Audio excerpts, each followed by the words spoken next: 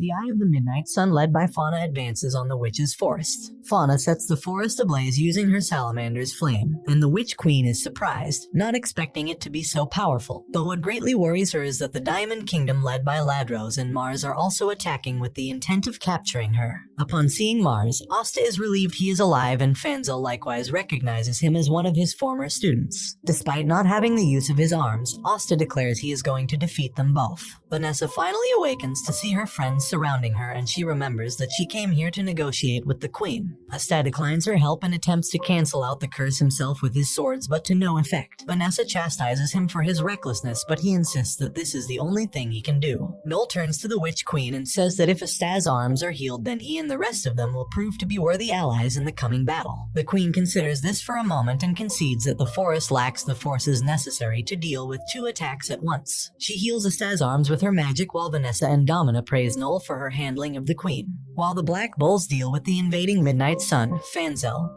Domina, and Mariella will deal with the Diamond Kingdom. As the Midnight Sun destroys a giant security golem, Shiden sends his men to capture witches to sell into slavery. Asta saves a witch, but she ungratefully attacks him before flying off, so Vanessa apologizes on her behalf, as witches believe men to be inferior beings. Meanwhile, Domina suggests to Fanzel that they split up to engage the Diamond forces, and he reluctantly agrees, acknowledging that there is no other way. Using Vanessa's thread magic, Asta closes the gap between him and Shiden, taking out several of his mages in the process. Fauna blasts a ball of fire towards him, but he deflects it back to her. She unleashes a second fire blast in response, causing an explosion that sends Asta tumbling down, but he is saved by Finral. Fauna leers at Asta, infuriated that he keeps getting in their way, while Asta says he'll keep doing it as many times as it takes. Fauna's attack forces the bulls back, and Vanessa comments on the salamander's great power. Asta rallies his comrades, saying that Veto was far more dangerous. Meanwhile, Null tries to put out several forest fires, but they keep reigniting.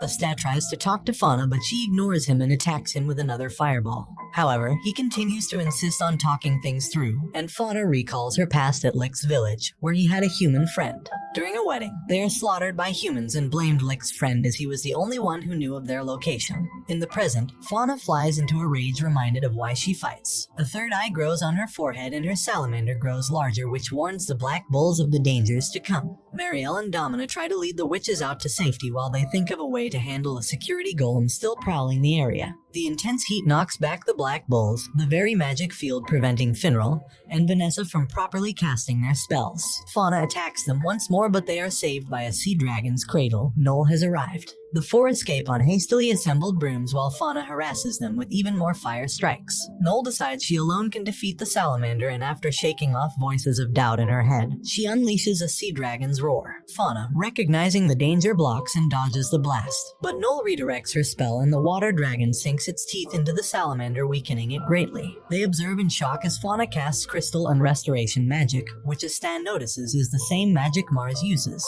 He asks her if she has any siblings, to which she replies she has none but Licht and the village. With Vanessa and Finral's magic restored, they launch Asta towards Fauna with his special move, Bull Thirst, cutting right through the salamander. The Witch Queen is impressed by Asta's power, remarking that he wasn't bragging at all. She peers into her second orb and sees the invasion of the Diamond Kingdom. Fanzel tries to negotiate with his old students, Mars and Ladros, but both reject his calls to retreat. Ladros explains that their king, old and withered, wants to know the Witch Queen's secret to nigh immortality. Fanzel rushes towards their mage army, taking out multiple at once. Mohawk, the commander, tries to keep his units in formation. Mariella sneaks in several witches for an attack and later assassinates Mohawk. Meanwhile, Domina's work on the golems soon bear fruit. She has turned them into suicide attackers, blowing up droves of diamond mages. Ladros tries to intervene, but he is stopped by Fanzel. Mars approaches to support his comrade, but Fanzel, knowing he is no match for him in close quarters, blows him away. Seeing his former pupil become a crazed, bloodthirsty lunatic, he feels he has no choice but to kill him with his most powerful spell, Gale. The attack appears to ravage him, but to Fanzel's horror, Ladros simply absorbs the magic, then warns him to save those dear to him.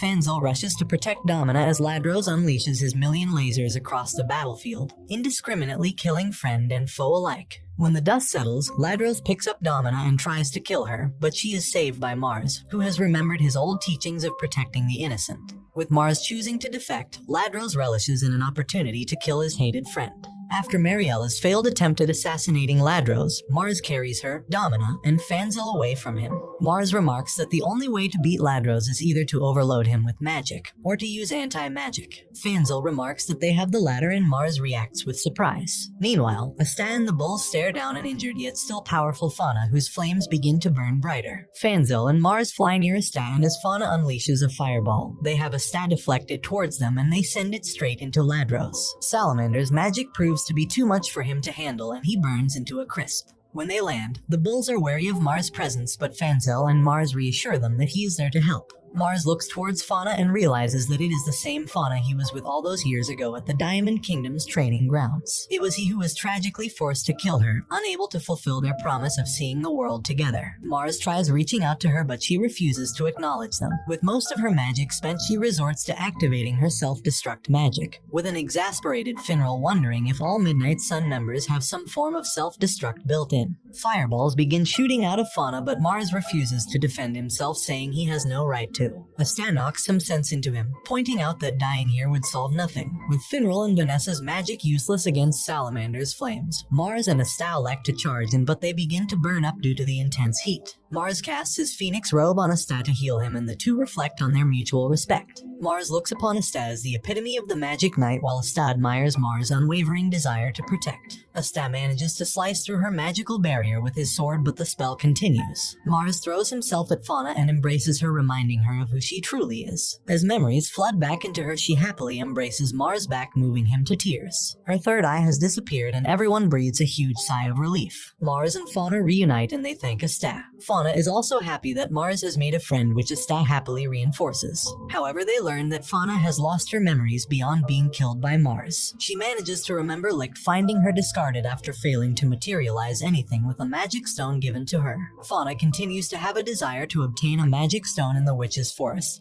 and the group decide to retrieve it, but Fanzel suddenly warns everyone to get down as a million lasers obliterate the battlefield. Ladros has survived, having earlier feigned defeat, while Vanessa and Finral lie unconscious while Mars is knocked out while defending Fauna. Asta moves to face Ladros, but he backs away, knowing his anti-magic capabilities. He toys with Asta from afar, battering him with several lasers, knowing he has no means to close the gap without the help of his comrades. He believes that there are only two kinds of people in the world, users and the used, and he plans to use Mars and Fauna as stepping stones to climb even higher. However, suddenly the Demon Dweller sword slices through the air and stabs Ladros in the shoulder, crippling his ability to use magic, sending him crashing into the ground. He struggles to remove the sword and tries to trick Asta into removing it, but to no avail. He uses the last of his magic, remove the sword, and escape, taking Fauna hostage. He threatens her to release her salamander, lest he kill Mars. Once she does, he attempts to consume it, gifting him with power even greater than that of a spirit, according to Fanzel. Ladros remarks he could take on the entire Diamond Kingdom and begins peppering Asta with a barrage of lasers. Observing from afar, the Witch Queen uses her magic to reveal Asta's true nature, and a dark, malevolent energy begins swirling in his arm. After a battle with his inner demon, Asta emerges radically transformed.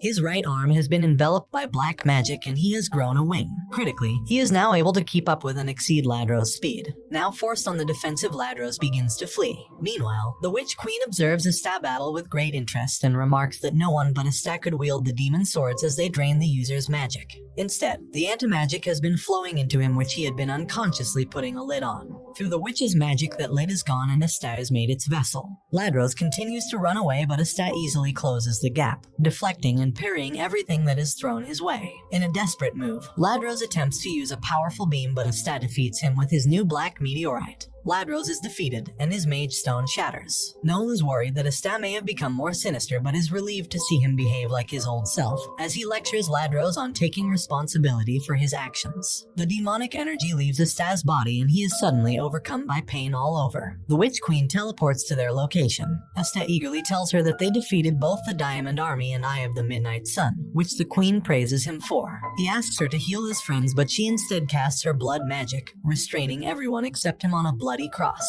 Using her magic, she controls Asta like a puppet, forcing him to draw his sword and healing him with her blood cocoon. She then gives Asta an opportunity to rampage and orders him to kill everyone present. To everyone's horror, Asta begins advancing on Noel first per the Queen's orders. To the Queen's shock, Asta manages to regain some semblance of control over himself, but the Queen reinforces her blood magic in Asta and forces him forward. Vanessa begs for mercy, but the queen refuses. She had allowed Vanessa to run free as her divinations foretold that she would eventually return with something she desired, but did not expect it to be two anti-magic weapons. She reasserts herself as Vanessa's mother and her only family. Vanessa recalls her past in being trapped in cage, prevented from seeing the outside world. Yami one day intrudes on the forest, going toe-to-toe with the queen, but unable to defeat her. He punches a hole into Vanessa's room and says that she is free to go. Vanessa hesitates, but decides to take flight, a bird now given the chance to fly, and joins the Black Bulls. Crying out to protect her family, she wishes for the power to change fate itself, and a new spell is recorded in her grimoire, the Red Thread of Fate, taking on the form of a playful cat. The queen, curious, tries to have Asta kill Noel, but when the cat touches him, he miraculously misses, even though it looked like she had died. The queen instead instructs Asta to cut down Finral instead, but the cat once again twists fate in Vanessa's favor. The cat then causes Asta to hit himself, canceling out the effects of the blood magic, freeing him from the queen's control. Excited that Vanessa now has the power to control fate, the queen tries taking it for herself, activating the blood magic within Vanessa. However, the cat jumps and touches her, canceling her magic. Vanessa approaches the queen, still in disbelief that her magic could be overcome, and says that her power to change fate will only be shared by those with whom she has a bond with, and she has no bond with her. The queen recalls a memory of Vanessa and she realizes that she had forgotten something far more important than perfection. Admitting defeat, she tells Vanessa she is free to do as she wishes. She then casts her blood recovery magic, healing everyone in the witch's forest. As the group miraculously recover, Asta excitedly begins exercising again, and Noel bashfully tells him to put on some clothes. As the queen walks away, Nero lands on her shoulder, pecking at her earring, and she curiously wonders about the bird. They later ask the queen about the magic stone the Midnight Sun were searching for, and she removes her earring and gives it to them, saying she has no use for it. She explains that the magic stones enhances the user's powers, but only those of the elf tribe could use them several centuries ago. She remarks that Fauna's third eye was a forbidden spell cast by someone else upon her, and hypothesizes that the Midnight Sun are made up of descendants of those elves. Finral readily writes all this information down. Lastly, the queen remarks that Asta's swords were once owned by the leader of those elves, which is the nail in the coffin for an information overload, and he faints. Outside, everyone prepares to bid each other farewell. Mars and Ladros will return to the Diamond Kingdom. Fanzel, Domina, and Mariella will take care of Fauna. Mars promises to Fauna that they will see the world together one day, eliciting hoots from the crowd and jealous cries from Finral. As they prepare to leave, the queen says that Vanessa is free to visit anytime, and she walks away without a word. Mars bids Asta goodbye, reaffirming their bond as friends. Asta, Finral, and Vanessa return to their base, where Yami greets them unenthusiastically. They present him with a magic stone, and he excitedly tells Asta to get him some alcohol. Upon returning, he is instructed to rest. The other Black Bulls return one by one, having radically transformed personalities, but they revert to normal upon seeing Asta's arms are healed. Using the food Charmy brought back, Yami prepares a feast but bosses Asta into performing several household chores. Vanessa recalls the queen's words to visit her homeland anytime she wants, but she strips down to her underwear and declares that the Black Bulls is where she feels the most home. At the Golden Dawn base, Klaus, Mimosa, and Yuno read the reports regarding the Black Bull's exploits in the Witch's Forest. Klaus and Mimosa are glad that Asta's arms are okay, but Yuno is quite indifferent. Klaus has called his protégés over to study the reports about the Midnight Sun to prepare for any eventual battle against the group. Their first appearance was during their attack on the capital, where the Magic Knights battled fiercely to contain the droves of undead. It was here that they isolated and nearly killed Fugolian, taking his pendant in the process. Reading another report, the Black Bulls once again encountered their presence in Neen when Yami was narrowly saved by 3 squad captains against the Third Eye. It was here that the kingdom first discovered the Midnight Sun's aim to collect the magic stones to place into a certain stone tablet. Likewise, the Black Bulls faced off against Veto in the underwater temple, where they defeated him and prevented another magic stone from falling into the Midnight Sun's hands. Lastly, Klaus reads the latest report detailing the events of the Witch's Forest, revealing that the elves of old are involved with the magic stones, which Mimosa and Yuno were led to believe were only myths. After finishing reading, they reaffirm their mission to defend the king from any and all threats. Meanwhile, Yami delivers the queen's magic stone to Julius, and he later praises the Black Bulls for once again for achieving stellar feats, and Yami dryly remarks that they could use some more golden stars. Julius does his best to ignore the comment and says that they were able to find the Midnight Sun's base, but warns that they have made preparations to make their next next move. Dressed in a traditional happy coat, Yami tells the Black Bulls of an upcoming festival. Asta is excited and Noel has Finral explain what the festival is. Finral says that the magic squads compete for the most stars every year and the winner is announced during the festival. Noel remarks that they'd be fighting for last place anyway, but Yami proudly corrects her. They are dead last without a contest.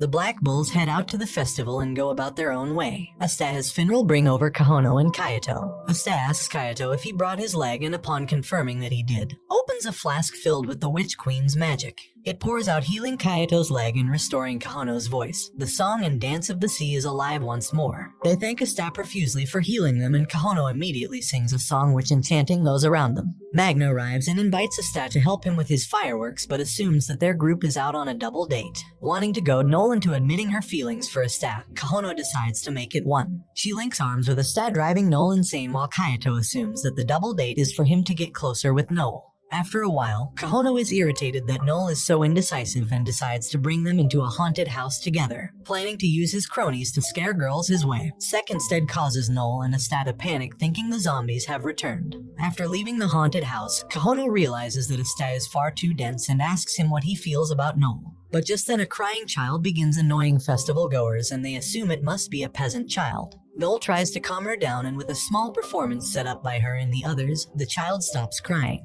Kahono uses her voice to call out the child's parent, and a mother comes to claim her child, thanking them for watching over her. However, the mother sees that Noel is royalty, causing her to bow her head, but Noel reassures her that the festival is for anyone and everyone to enjoy. Recalling Kohana's question, Asta says that he likes Noel quite a bit, an answer that turns Noel beet red. She blasts Asta away with her magic, making him wonder what he did wrong, while Kahono laments that if Asta is too dense then Noel is not honest. When Asta lands, he sees Yami and Jack the Ripper in a showdown and wonders what they could possibly be fighting over. And this brings the anime to an end. Comment for part 7. Don't forget to like and subscribe if you enjoyed, and turn on the notification bell so you never miss out on another video. Until next time, take care.